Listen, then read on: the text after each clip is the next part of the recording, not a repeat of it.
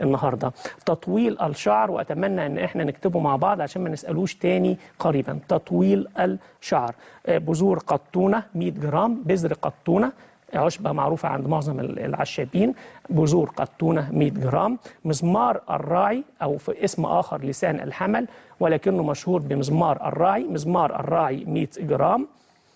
هذه المكونات هتغلى في 3 كوب ماء لمدة 10 دقائق، تغلى في 3 كوب ماء لمدة 10 دقائق، هتصفى وهيستخدم غسول يوميا مساء للشعر، يرش به الشعر وتدلك به فروة الرأس يوميا مساء. ثم معنا تاني زيت الزيتون 150 ملي هيغلى، زيت زيتون 150 ملي هتغلى، هنضيف عليه سيناميكي 50 جرام، وهنضيف عليه أيضا ينسون 50 جرام وزهر التليو 50 جرام. هتغلى هذه المكونات مع ال 150 ملي زيت الزيتون لمدة 5 دقائق، ثم هيصفى، هناخد الزيت فقط، هيضاف إليه معلقة صغيرة من زيت حبة البركة، وهيستخدم زيت للشعر يوم بعد يوم، وهنستخدمه حمام زيت أسبوعيا.